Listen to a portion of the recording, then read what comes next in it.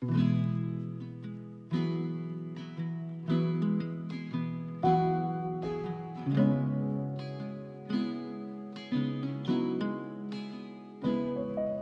find ourselves starting from scratch, brick by brick. No path carved out for us now. The brush is thick.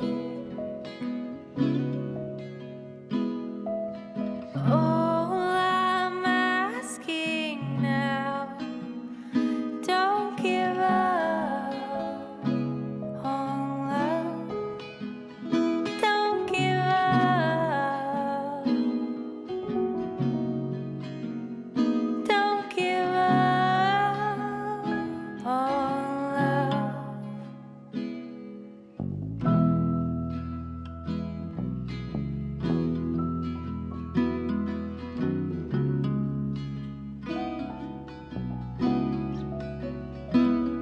I know that you're tired. Jessica Goss, if you don't know me, and I have a Bachelor's of Science in Integrative Health Sciences. I'm also a wellness consultant. I'm an herbalist, and I specialize in holistic nutrition. So using all of that background is kind of where the structure for this workshop series came from. And it'll be broken into 3 parts. Today is the importance of parenting. We're really going to get into what is parenting and why is it important and what does holistic parenting mean. The last thing I wanted to cover in the introduction is my mission. So what do? I am a holistic lifestyle and nutrition coach. I work with people to help them create the life that they want. I don't offer any magic pills or like super simple solutions that are just poof, you're done and life is the way you want it. I am the person that walks through the mud, so to speak, with you. I help you to figure out what is working and what isn't working, and where your goals are, and what we're going to do together to get you from point A to point B. And that usually is a lot of like lifestyle modification and movement, spirituality, and mindfulness tools, and then of course nutrition, what we put in our body and also what we surround our body with. And I came into this parenting thing thinking that I had it figured out, and they have shifted my whole world. It's amazing how much harder you can push when it's for somebody other than yourself. So one of the things I really wanted to address is the challenges that we are facing. As I touched on, they're really different than what they were. One of the big ones is we've lost our multi-generational influence. So if you go back, not even my generation, but probably a generation before me, we had a lot more involvement with grandmothers and grandfathers and aunts and uncles and a lot closer knit families more often than not. And a lot of them were even within the same home. And we do still see that in a lot of cultures. We don't see that in the United States, and we haven't for a long time. One of the main losses there is to have these incredibly influential people in our children's lives that have a ton of life experience, because ultimately you don't know what you don't know. And so when you're incorporating these people into your children's lives that care about them, but also that have been through and just about any hardship your child's going to encounter, right? Whether that's friends at school, or that's trying for a job that they didn't get, or not getting into the college that they wanted, or not making the team, or all of these things that come up in a child's life as being pretty big hardships. We used to have a much bigger group to lift them up and to give them, a little glimpse into the bigger picture. Because as kids, everything really feels like now. It's now and it's everything because it's all they know. And then as we get bigger, our vision gets bigger too, and we're able to kind of see and place things in the context of the big picture. But for kids right now, their big picture is still really now. So by losing that multi-generational influence, it isn't just families. We used to have a lot more involvement in terms of like community clubs or churches and youth groups, and We just used to have so many more places where kids had adults that they looked up to and that they could talk to. And if you didn't relate directly with your parent, you might really relate with an aunt or an uncle or your dad's coworker, or these influential people in our lives. We don't always know where they're coming from. The next major challenge that is different than probably at least 2 generations ago, but definitely prior to that, is the incredible need to have working parents. So whether that's because it's a one-parent household or because it just takes 2 parents in order to make ends meet, often our children are spending the majority of their time away from us. So whether that's in daycare or in school or with a friend, there's not enough parent to go around, right? I know I feel that, and I'm sure a lot of you can resonate with that idea. There's just so many things to get done. Our energy is so compromised by the end of the day because we've been spending it elsewhere because we have to. We've also lost our sense of ritual. And so when we talk about ritual, that sometimes resonates with people and sometimes doesn't. So the way that I describe ritual is something that has a deeper meaning. So it connects you to something bigger than yourself, whether that be to a spiritual being, if you have a religion that you feel called to, if it's being outdoors in nature, whatever that might be for you, it's a bigger picture. And so ritual really incorporates that into it. We, as a species, have had ritual as far back as we can see, for the most part. Different cultures, different tribes, different villages, they all had their own take on it, but almost all of them had ritual throughout history. We, as a Western society, have systematically eliminated that in the last 100 years, for sure. We have eliminated the connection to anything spiritual, with the good idea of being open and letting people choose what feels right to them, which is great. But a lot of people are also finding that it really just makes what feels right to them inaccessible in most cases. So really looking at that and how we can start to reincorporate ritual, because the rituals that I grew up with, and again, I was born in '84, were Sweet 16, which is very material based, and it's a big show. There's not a lot of deep intention behind it. It's like, who has the biggest party, who has the most stuff, who got the newest car. And then you go into, as we get older, we celebrate these crazy things like turning 21, where you go out and damage your body to the point that you're literally unconscious often. And that's something our kids face. And there's also, these celebrations of like bachelor parties and bachelorette parties where you're just literally celebrating these shallow, inauthentic, poor ideas that don't set you up for a good life. But by giving your kids these rituals that are not focused around material things or achievements, that's kind of its own separate space, but really giving them a chance to like look within and find value in something bigger and have something that they put time and energy and thought into, it can be really beneficial.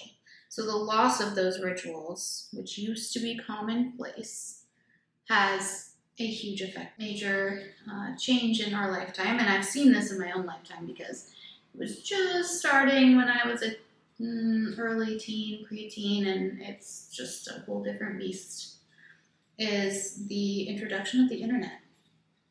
Before, I was probably 4th, 5th grade when it really came into my community and I started to see it. It wasn't in my house until I was in middle school.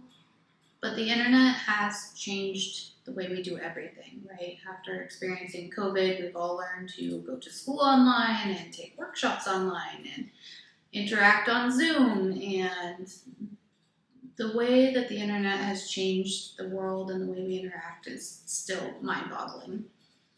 I often tell my kids that the idea of FaceTime was like, it was so out there as a child. The idea that you would be able to talk on a phone and see someone in real time, that didn't exist. And now here it is, and it's so commonplace. We do it all the time. With that comes new challenges like social media. Media affects all of us. It affects us as parents. It affects our children, both girl and boy.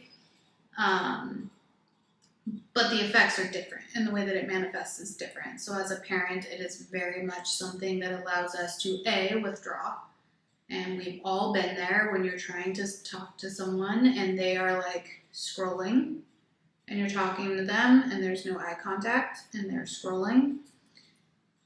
It's one of those uncomfortable challenges as a parent to really look at how much you might be doing that and what effect that's going to have on your child and just the way that they perceive their importance in the world and the way that they learn to talk to someone face to face, eye to eye, making direct eye contact so that there's no doubt that, I hear you and you hear me. And so this constant highlight reel that we never had in the past is a new challenge. These instant acknowledgement of like 6 of my friends are at this birthday party, here I am at home. Like it's just this whole new emotional stress and challenge that we never had. They offer a great chance to, again, withdraw and be in your own space and do your own thing. And so that is another challenge that a lot of parents face, is managing that time and how to get your child back involved. And again, there are lots of parents that it's a challenge for ourselves as well. And so being able to detract from the game and help your child realize what's real and what's not real and where our values are. So the internet in itself is a big giant beast that we have to try to manage because we know that it's here to stay. It's not going to go away. Pandora's box is open and we can do our best to put little screens and filters and things on it for our children. But ultimately, we're all going to have to learn to adjust and to incorporate it in as many healthy ways as possible. And then really the last big challenge that I'm going to address here is food. And again, my background is holistic nutrition. It is a passion of mine, so food is going to be a huge part of this. Food has been systematically destroyed over the last 100 years. We would love to say that it's in a good manner and the goal is to feed the world, and that's where a lot of our bioengineering and chemical fertilization and mass production of food has come from. And the idea is that if we mass produce food, then it'll be more available to everybody and people won't spend their whole lives trying to create it and obtain it and prepare it and store it. We're just gonna stay on a positive note and say that's probably where all of this came from. Of course, there's the side note of profit and loss and sustainability on a business end of what is going to sit on the shelf longest and create the least amount of financial loss if it's tossed. The food has changed, and depending on where you are in your journey and often in your age span, how much you know that or acknowledge that can be varying. But the truth of the matter is we are seeing repercussions every day, and people are getting sicker, and medicine as a whole in terms of surgical interventions and prescription drugs and all of the Western medicine we have available is far better than we had 100 years ago. But now instead of dying of things that we used to in terms of, illness and viruses specific to illness, infection, those kind of things, we're dying from our diet. We're dying from obesity, we're dying from hypertension, we're dying from COPD that's caused by lifestyle choices. It's really sad. The things that we are dying from are mostly self-inflicted at this point. In terms of if you feed your kids garbage, they are going to spew garbage back at you in the form of their behavior and their just outlook on life and how they feel and how they react. I really want you to dig deep about that. If the world ended tomorrow and this is all the time you had with your kids, are you happy with the way that it's being spent? And then those hard choices come from there, because we can all rationalize that we have to work those extra shifts to pay the power bill, or we have to work the extra shifts to do this, or we're obligated to go and be in this place. But ultimately, we also have to live with those choices. And so really being real with yourself about what could maybe be let go so that you get that time with your kids. That's just one of the ugly realities of time. We can't change it. So another one, and I live this every day. If you know me in my personal life, my younger daughter is a spitfire. I try to be a holistic, calm